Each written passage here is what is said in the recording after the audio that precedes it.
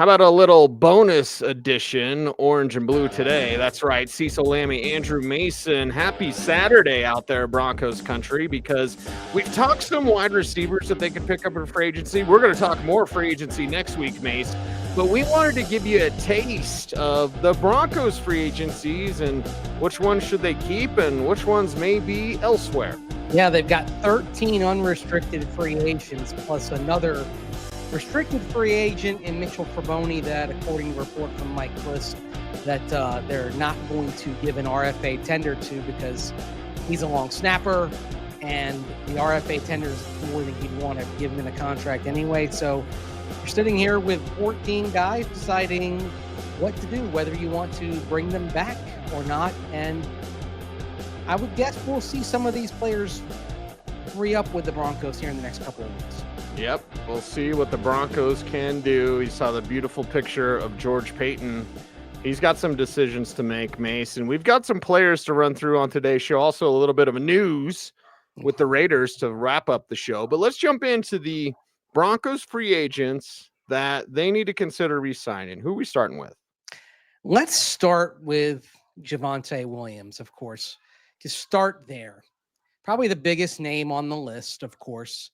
Starting running back the last 3 years, and of course had the injury back in 2022. Never really the same after that. And it seemed that it would be a fait accompli that Javonte Williams would not come back to the Broncos. But when George Payton spoke last week, he seemed to leave the door ajar slightly. Well, I mean, there's a chance we bring Javonte back. And I think Javonte is one of the best pass protectors in the league, and I think he's still young and he's still ascending, another year removed from the injury. But I think there's so many different flavors in this draft of runner, and we have some backs that we like. And so it's going to be an interesting process. It already has been, just to get to know these runners. I know we're searching for the Joker. It's kind of like the Loch Ness Monster, trying to find a goddamn Joker. But I've played Sean's teams that had them, and they're hell. So, a lot of different backs. I think it's a good year to maybe, go get a back because there's so many. But yeah, good year to go get it back in the draft, and that, as you've said, may leave the streets cold for running backs in free agency. And I wouldn't close the door on Javonte coming back, but if he does, it would mean the streets be really cold because it would mean that he sits on the shelf for weeks, and then the Broncos just bring him back for depth. I think when George said that he's the best pass protecting back in the league, I think that statement was almost trying to sell him to another team to pick him up because, hey, I like this guy. I felt like he was giving a sales pitch to the other 31 teams that you ought to sign this guy. Sure. And Javonte, that skill set will be coveted. And if Samaje Perine got a spot, Javonte sure as you know what, a goddamn Joker. Sure as a goddamn Joker will get a spot with somebody else. By the way, super quick newsy item. Did you see DJ Giddens either was scheduled to have a 30 visit or did have a 30 visit? And I love Giddens late. Love him late. Well, they're going to take a look at the running backs all over the draft. I mean, if they don't sign anyone in free agency, and frankly, even if they do, it still could be part of the running back part of the 2-2 draft that we talk about at tight end and running back. You could see 2 running backs drafted, even if they do sign a free agent coming in here. So it's a position where the Broncos are going to be very busy. And I would say I don't expect Javonte Williams to re-sign. Staying in the backfield, let's talk quarterbacks. And we're going to go through the depth chart. First, the second teamer, of course, that being Jarrett Stidham. And of the 2 backup seats, I think Stiddy is the much more likely to come back. Yes. Agreed. And basically, it's the options that Zach Wilson's going to have. There's a chance that Wilson gets into a situation where either he, A, can compete for a job, or B, the starter is in a more tenuous position. Whereas I think for Jarrett Stidham, you're looking at a scenario where he's clearly a backup. Now, he said last August he still believes he's a starter in this league, still fancies himself that way, and maybe that influences his decision, and maybe he tries to wait on an opportunity. But I think if he's realistic, his best play probably is to run it back with Denver, maybe settle in as a clear number 2 behind Bo Nix, knowing that at some point you'll get a chance to start a game or two. At some point, Bo Nix will be injured and miss some time in all likelihood. Like I mentioned on a few shows ago, about half the time you're going to go through a season where your starting quarterback misses at least one game because of injury. There'll be a window for Jarrett Stidham if he hangs around here to get a starter to sometime and show what he can do in a system where he has some experience. Yeah, where he has an experience, he knows the system, and again, everyone's watching. 31 other teams will be watching. So if he doesn't get an opportunity similar to what Zach Wilson may get, that opportunity isn't done necessarily for Jarrett Stidham. So yeah, I agree with you. I think he's the quarterback. He's the backup quarterback to Bo Nix in 2025. Turning to the defensive side, we're doing this basically in order kind of prominence rather than alphabetical order. One of the most intriguing names on the list is DJ Jones. And I think there was a time, Cease, when, pardon me, we weren't really sure if DJ Jones was going to play out his contract. Right. And he did, and ended up having, in some ways, his best season with the Broncos this past year. And to the point where I think you think about bringing him back at the right price. I think the question here is, can you get maybe a younger or just a younger version of DJ Jones, or maybe somebody who's a little more dynamic and maybe has a little more in the tank? And certainly we see how the dynamic on the defensive line has changed when we see guys like Jonathan Allen being let go by Washington. Yeah, and this draft class, we talk about running back being deep. We talk about tight end being deep. It's equally as deep at defensive tackle. So some questions there. And DJ Jones for the right price, Mace, I think you could make it work. How long a contract would you give him? Maybe 2. Maybe like a 2-year deal that's really a 1-year deal. So maybe like 2 years, 9 million, 5 guaranteed. Yeah, something like that. Okay. You think he'd take that? Probably not. Depends on what the market is, because just like we say, streets are cold for running backs, streets are going to be cold for defensive tackles. Your top guys are going to get paid. But if a player like Poona Ford could be out there, I believe Spotrac had his estimated value around $6 million annually. I'd almost rather go get a Poona Ford on a 3-year, $18 million deal, $10 million guaranteed, something like that. I mean, I'd say Poona Ford is probably a slightly better player at this point. Certainly, yes, he tore up the Broncos in 2 games last year. Mm-hmm. I am a little concerned about disrupting the chemistry there in that room, because the one thing that I thought really helped the defensive line take a leap last year was that you had a perfect blend of personalities. Malcolm Roach coming into the room, I think, really unlocked some things as well. I think it really unlocked DJ Jones and let the bright side of his personality come out in that room. And chemistry can be a fragile thing, and I'm a little leery of disrupting it. Okay.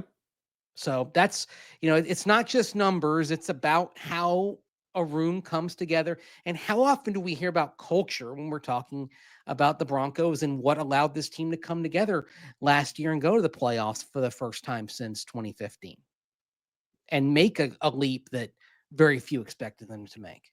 Yep. So that's another thing to kind of monitor as you go into free agency, and the types of players they bring in is who fits the culture. And someone like DJ Jones, you do know he fits the culture. Going on to the next level of the defense, you've got 3 free agents here. Actually, we'll start got Cody Barton up there. We'll get to him in a second. Zach Cunningham, easy to forget about him, but he is a free agent there. Don't expect him back in the mix. Cody Barton, now probably more was asked of him than was expected going into the season. Right. And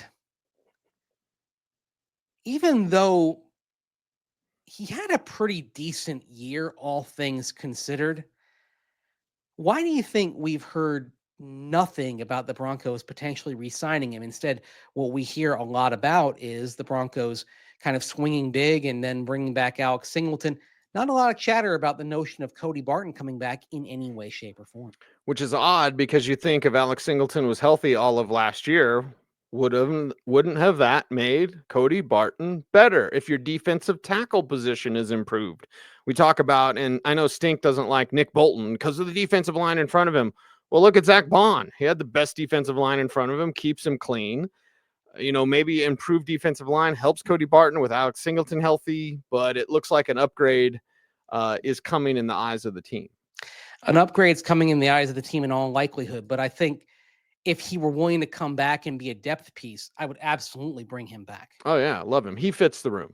And the other thing to consider here is with Alex Singleton coming off the torn ACL, wouldn't you like to have a starting caliber guy as your third inside linebacker?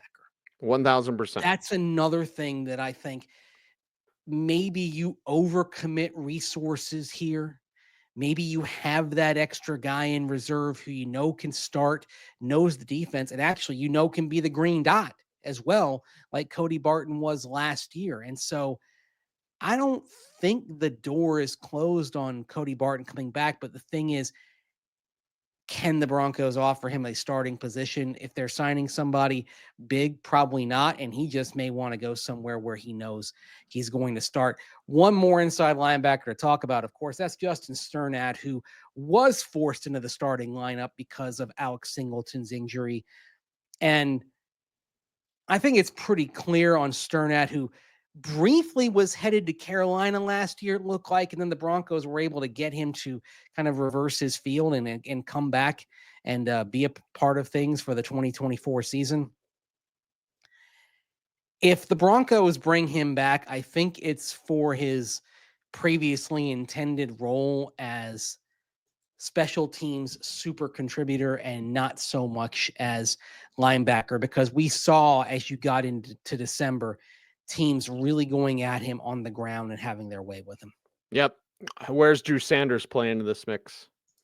On both Barton and on Sternad. And that's another thing. If you want to see where Sanders goes as well, there's definitely only room for one of them to be back. And I'd say Barton's probably a luxury item. And it may be that if there's not a starting job available for Barton somewhere else, that's where he comes back. Or if you decided to move on from Singleton and get some cap savings there, I think that may be the only way that Cody Barton is back, because there probably will be a team that says, hey, at least right now, before we go into the draft, and this is not a good year for inside linebackers in the draft, so it's likely that if the Broncos can't offer Cody Barton a starting job, that somebody else will. So I don't expect Cody Barton back. Justin Sternad, I think if you get into that second or third wave, could see him coming back in that special teams role. But again, with Drew Sanders being an inside linebacker now, Justin Sternad would be your fourth option at inside linebacker if he's back in the mix with the Broncos. Don't you agree? Yeah, I agree with that as well. So it seems like Sternad would be gone. Maybe Barton, depending on the role he wants, and then the wave that he comes in. Yeah. None of these guys are wave 1, wave 2 guys, but wave 3. Oh, okay, right. Let's circle back in that conversation. Moving on to keep talking about special teamers here. Yeah. Tremon Smith. Now, this is an interesting case because I think before the Chargers game, you looked at Tremon Smith and thought, this guy might even be a Pro Bowler on special teams. His season was going that well. Yep. And then came the foul up on the punt at the end of the half that led to the fair catch free kick. And I still maintain that the impact of that play wasn't as great as other factors because the Broncos did come down and get a field goal to start the second half and were up by 2 scores in the second half, but it did certainly play at least a small role, and maybe even a small role in the Broncos choosing to move on from Ben Katwika at the end of the season. Kind of one of those snafus that stood out, maybe made it palatable for Sean Payton to make that change and bring in Darren Rizzi, who was with him in New Orleans as well. So Tremon Smith, I'm not sure it's a slam dunk he's back, in part because the entire special teams coaching staff has changed, of course, because Katwika is gone, Mike Westhoff is gone, Chris Banjo is now with the New York Jets. Ben Katwika is the special teams assistant with the Los Angeles Rams. Chris Banjo is running the special team show with the New York Jets. I would not be surprised at all to see Tremon Smith with one of those teams. Although I think Sean Payton would like to bring Tremon Smith back, even though there was that snafu against the Chargers. Yeah, two things on special teams: the field goal block, and then that play with Tremon. And I love him as that special teams player. So if you can keep him, what's Darren Rizzi think? That's basically my answer. And that's the thing. You're going from one special teams coach, one special teams culture to another. Now, it's a successful special teams culture. Darren Rizzi's special teams have generally been highly ranked. So I don't think you're trading success for a lack of success from going from kind of the Westhoff tree to the Darren Rizzi tree. But you do have a different set of philosophies and you do have a different set of eyes. And so speaking of special teams, and this is probably the biggest special teams name you're talking about on free agency, and that, of course, is Riley Dixon, your punter the last couple of years, becoming a free agent. It's his second term with the Broncos, of course. They drafted him back in 2016, and then he was the punter for a couple of years. And Cease, I know you're not really much for punter discussion, so I'll just go over a couple of things here real quick. Okay. Last year, among 34 punters with at least 20 punts, Riley Dixon was 10th in net average. He was 16th in touchback percentage, 15th in percentage of punts inside the 20-yard line, and 22nd in gross punting average. So you take those four numbers, you say, okay, he's not elite, but he's not bad. I mean, he's basically a punter who is somewhere in the middle of the NFL. And that's where it comes back to Darren Rizzi. Is that enough for Darren Rizzi, or does he look for an upgrade? Yeah. And again, what does Rizzi think of him? And are there any sort of upgrades that you believe they could get out there? That's what the Broncos will have to decide. But Dixon's perfectly cromulent. I'll steal one of your lines. That's a great way of putting it. The Simpsons line. Mm-hmm. Darren Rizzi is perfectly cromulent.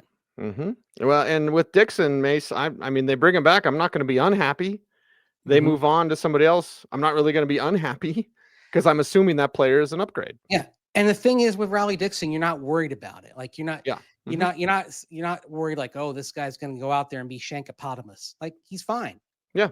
And this is where the kicker or punter just being solid to good at his job, again, perfectly cromulent, that does matter.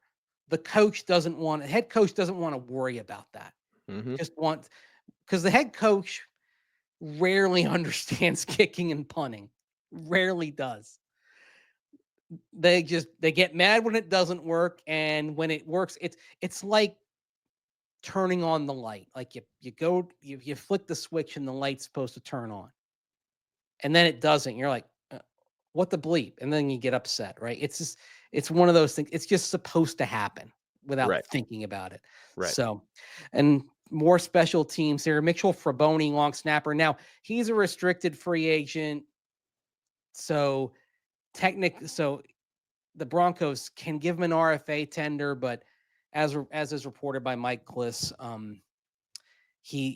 they're not going to do that because the RFA tender, the cost of that it's an undrafted RFA tender. It's more than you'd pay a long snapper. So maybe working on a deal with Mitchell Fraboni. Again, I think it just comes down to, what does Darren Rizzi want? Fraboni is a good long snapper. There haven't been any snafus the last couple of years. I'd go ahead and stick with him just for continuity's sake, and see where it goes from here. That, to me, that's just an easy call to just kind of ride the incumbent there and not worry about that. And maybe Rizzi takes a stance that Sean Payton did when he showed up, is like, I'm going to show up, I'm going to see what I got, and then I'm going to start making some decisions. That would be pretty logical. Yeah, it makes sense. The guys weren't terrible. Dixon's not terrible. Fraboni's not terrible. So keep them around if the price is right, which it should be, and then see what they've got.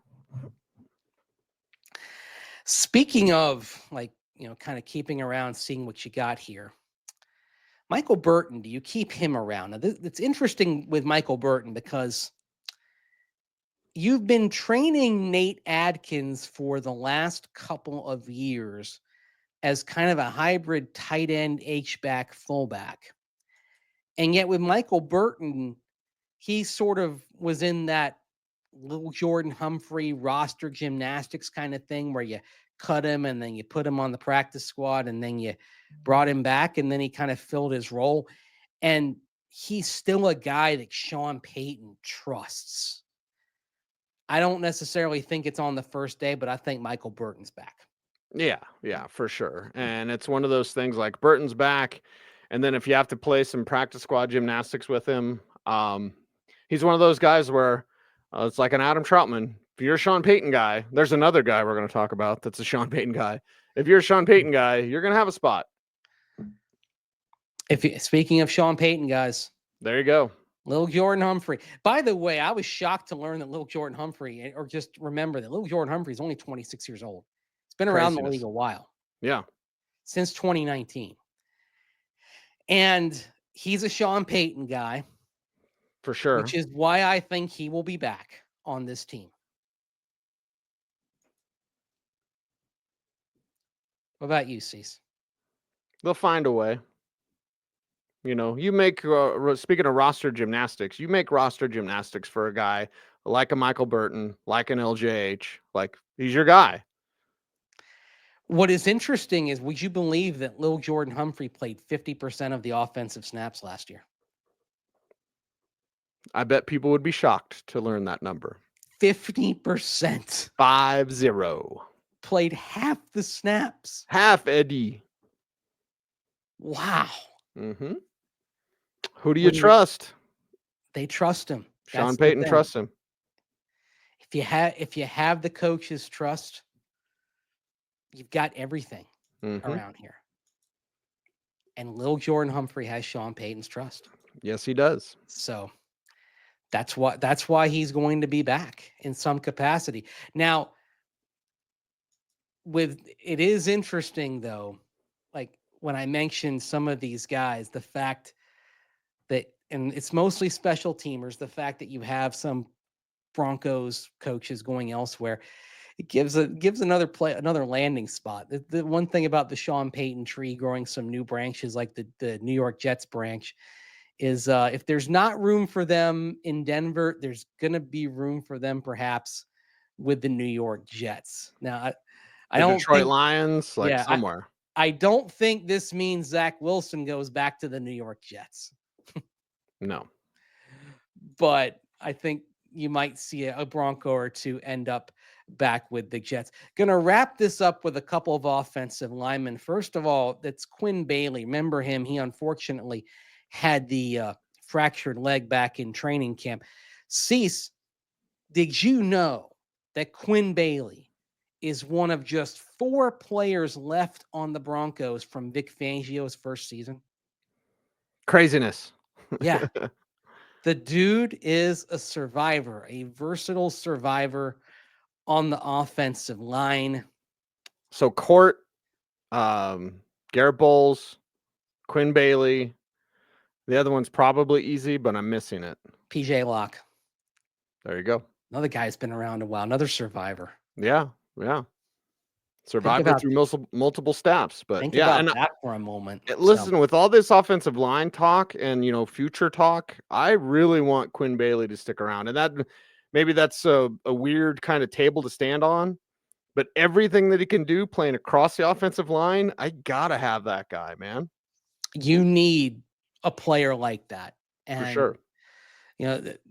The Broncos in camp, they figured it out, but they were scrambling a little bit. And look, Quinn Bailey was going to make this team. That was not an insignificant injury whatsoever. Yes. They had to alter their plans. Quinn Bailey was going to be on this team. Oh yeah, for sure. If he had not gotten injured. So I would not be surprised to see the Broncos bring him back. Now, Matt Peart's a more interesting case here because, sorry, I had the extra click there. Because this is where player development comes into play. And you have Alex Palczewski and you have Frank Crum. Do you feel strongly enough about Frank Crum's development to where you say, all right, we're ready to let him be one of the two backups at tackle, to where if we have an injury to Garrett Bowles or Mike McGlinchey, or to both of them, we're willing to have him step in and play. Now, last year, Matt Peart did start a couple of games, one of them as the extra tackle, one of them because the Broncos did have that situation where Bowles and McGlinchey were both hurt. Peart may find that there's a better opportunity to be a swing tackle with, again, I think could be the New York Jets, for example, for Matt Peart. So it might take him back to the New York area. Of course, he played 4 seasons for the Giants. This is where you might have a guy who I think is squeezed out because of the development of Frank Crum and wanting to kind of push him into a bigger role there as the backup at left tackle. Yeah, and it's basically their decision on Crum. Yeah. And if there is a Peart re-signing, then you go, oh, maybe Crum's not showing them what they need to just yet. Mm-hmm. That's exactly what it is. Whether Peart comes back or not, it's a referendum on Frank Crum. Yep. And sometimes that's what free agency is, and these moves are. It's about somebody else. Got to read between the lines, Mace. So speaking of reading between the lines, we'll wrap up today's show, a little extra OBT for you. A newsy item that came in after our show was done on Friday. And I think it's a gut punch for the Denver Broncos, not because of the player, but because of how it changes the draft and basically takes my favorite player away from the Broncos. Geno Smith traded from Seattle to the Las Vegas Raiders. I personally felt the Russell Wilson stuff was overblown. Like, Pete Carroll may say something publicly, it's all good, but I think privately that would be a different conversation. Just me, total guess. But like, yeah, they went and got Geno to be their quarterback, which changes what they want. It brings the Raiders forward in the conversation, doesn't it? With Chip Kelly running that offense? Imagine if they drafted Ashton Jeanty. I hate that because it's going to make them real good. Real good. Geno Smith, Ashton Jeanty, Brock Bowers. It's a good start. Yeah. And Chip Kelly, I continue to say it, Mace, the Chip Kelly thing cannot be overlooked. That is a great move for the Raiders. And everyone knows I hate the Raiders, but that's a great move. They're getting close to being in a situation where I can't put the home game for the Broncos against the Silver and Black in Sharpie as a dub. Mm-hmm. It would have been nice for the Broncos to have one divisional game that I could Sharpie in for a dub. Yep. That may not be the case. Yep.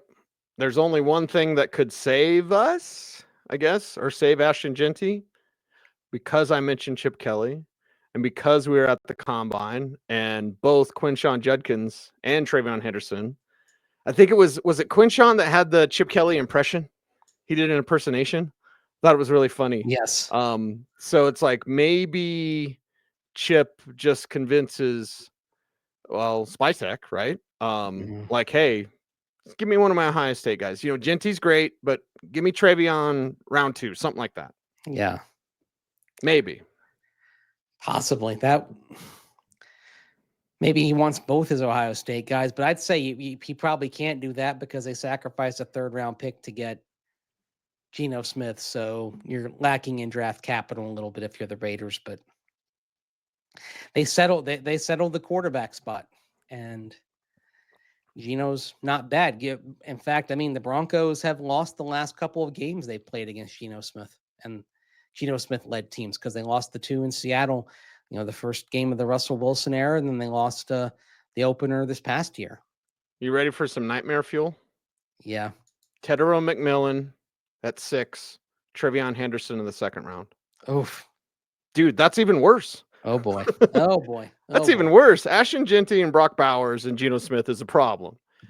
Geno Smith, Trevion Henderson, Tedero McMillan, who I think is the new Mike Evans, and Brock Bowers. That's a problem. That's a larger problem. Boy, that sucks. Wow. Because they're not taking quarterback now at 6. And Shadur's going to slide. Maybe that slides only to 7, but maybe that slides to 21 to the Steelers. Wow. But either way, the Raiders have options now because they settled their quarterback spot. Yeah, and they can go into free agency and say, "Hey, we got our guy. Mm-hmm. This is who's going to be our trigger man, and we're trying to win right now." Yep, and they can.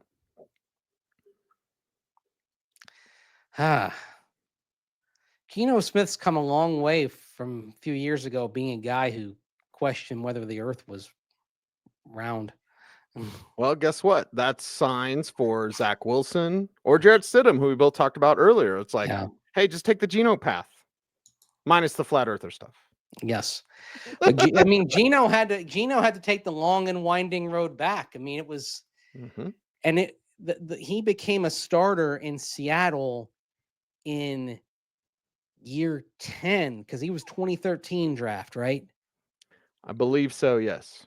Yeah. It was Radio City Music Hall, and he came back in the 2nd round, which I always give him credit for. Came back for day 2. And sat there all of day 1. Sat through the whole thing. Backstage, Radio City Music Hall. I was there. I used to love going to New York City for that. Yeah. And you think back to that draft. I mean, now the Geno Smith pick, although it didn't work out for the Jets, that looks like a halfway decent pick. Compared to everything else. I mean, the 2013 draft is infamous. Oh, yes, for sure. Well, Mace, this is why the Broncos can't sit on their hands. This is why the Broncos need to make the right decisions because everyone else is getting better. You had a great season last year. Wild card berth, playoffs, on the road. That's awesome. You cannot rest on your laurels thinking that everything's going to be the same. And a team that was out of the playoffs, like the Raiders, could be in the playoffs. And that's going to push. There's musical chairs to this thing, Mace. Got to be ready. And that's why Sean Payton was talking last week about you start from 0. Yep. 10-7, getting to the playoffs. It was great. And it really is only relevant in terms of the taste it gave your players of what it takes to succeed in that level, the postseason level. But you can't just flick a switch and be back at that level. You've got to start all over again. Bill Parcells said there's no on switch. You got to build up all from the bottom again. I believe he said that back in 1987 when the Giants went from 14-2 in a Super Bowl win to 6-9 the following year. And he said there's no on switch. You got to ramp all the way back up again. The things worth having are uphill.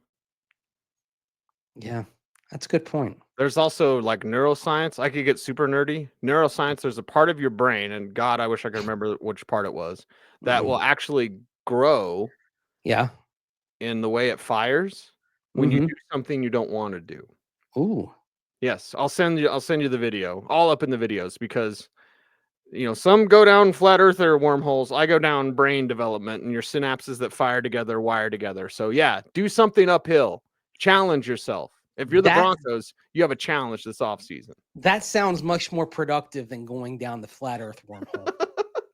Hey, you do you, Gino. You do you. Mace, we need some help on YouTube. How can folks do that for us? Like, comment, share, subscribe, hit that notification bell so that you never miss a vid.